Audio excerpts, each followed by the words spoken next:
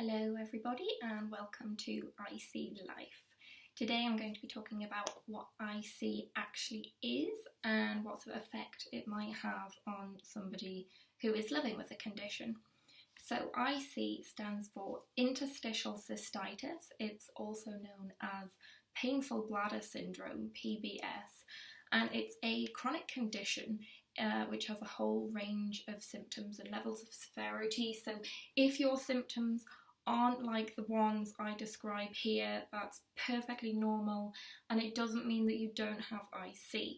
Likewise, if you've come here to learn about IC, do remember that I can only represent my own experiences, and if you meet someone else who has IC, what they tell you about their condition might be quite different. So unfortunately there isn't very much scientific knowledge about interstitial cystitis, and there's not very much research being done either, meaning the causes are mostly unknown and there aren't any treatments that have been proven to work in all cases. So for doctors, treating IC is quite a lot about playing trial and error with each individual patient, which might not sound great if you've just been given a diagnosis, but the good news is that there are lots and lots of treatment options which you can read about online, and that you can try and maybe they'll work for you. And I'm going to be planning on speaking about those in more depth in later videos. IC is usually diagnosed by a process of elimination, meaning that they check that you don't have a set of conditions that are usually associated with your symptoms. And then you get a diagnosis of interstitial cystitis if you don't have anything else. Or of course you might have a painful bladder syndrome diagnosis. It's pretty much the same thing. The only thing that might suggest IC sort of physically is signs of an irritation or hemorrhaging on the bladder wall on the inside. But again, they're not sure why this is or what caused it, but this does explain why some people with IC have blood in their urine.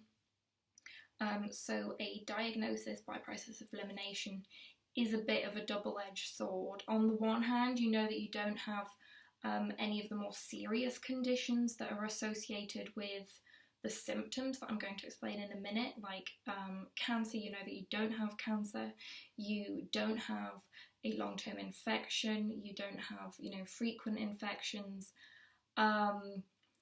but on the other hand, you're left with a potentially very painful, inconvenient, or even debilitating mystery disease that no one can definitely cure you of. That being said, it's really important to say that you can live a healthy, happy life with IC, which is exactly what I want this channel to be about. You can definitely have hope of your condition getting better, finding ways of managing it more effectively, and enjoying a great quality of life. I have had IC all of my life, and I'll be sharing the tips and tricks that I have learned with you in later videos. But one of the biggest ways that IC can affect a person's life is simply by really getting them down, particularly when their flare, like a flare is just a time when your pain or your symptoms are particularly bad. So during flares, maybe if you can't work or leave the house, it can be really horrible, and that's why looking after your mental health when you have IC is really important. A huge number of people with interstitial cystitis suffer from depression, so if this is you, you're not alone, and I'm putting links down in the description to various helplines that you can call if you do need help right now. So in terms of what IC actually feels like, I find it easiest to describe to people if they have had a UTI, which stands for urinary tract infection, because IC basically feels like you have a urine infection, an infection in your bladder all the time, and usually this is just treated with antibiotics from your GP, so that is your first port of call if you do find yourself having any of these symptoms. So you might find yourself needing the toilet more frequently than usual. You might find that it hurts or sort of burns when you pee, that maybe you find yourself struggling to pee at all, or find that your bladder really hurts when it gets full.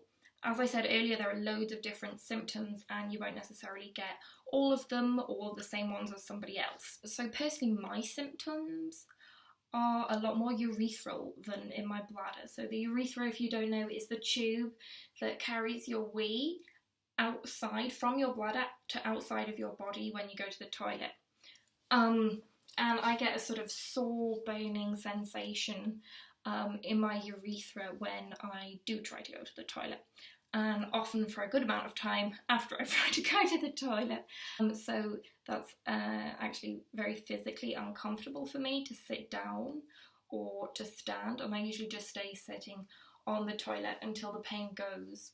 This type of pain can really last anywhere between a few minutes to several hours, which is obviously very inconvenient if I want to go somewhere or if I'm in the middle of something. So I spend a lot of time in the bathroom.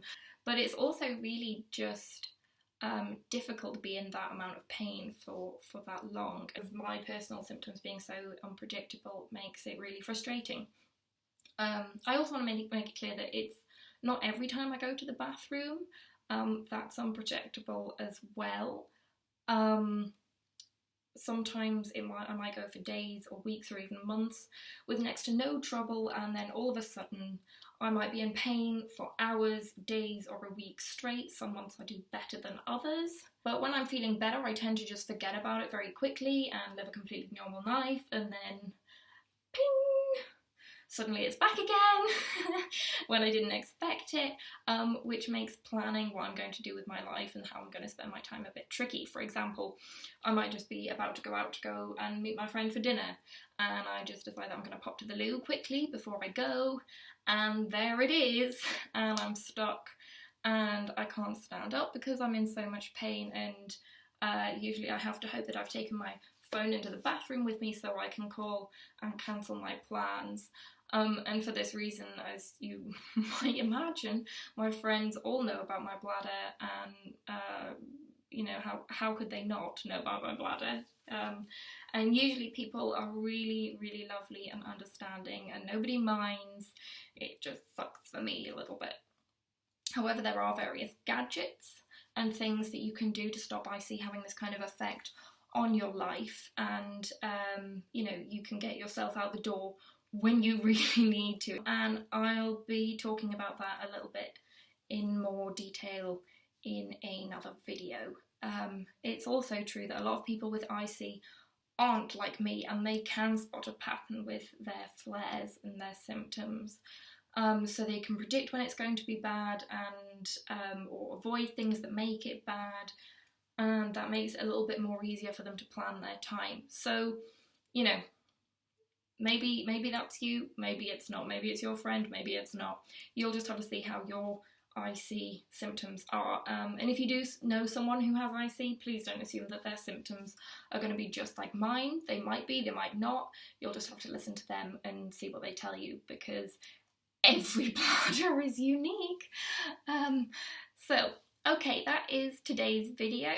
I've talked a little bit about IC and what it's like to live with, but believe me, I have only scratched the surface, so there will hopefully be many more videos to come very soon.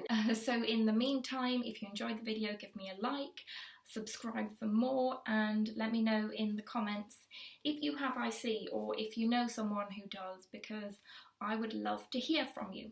So please take care and bye for now.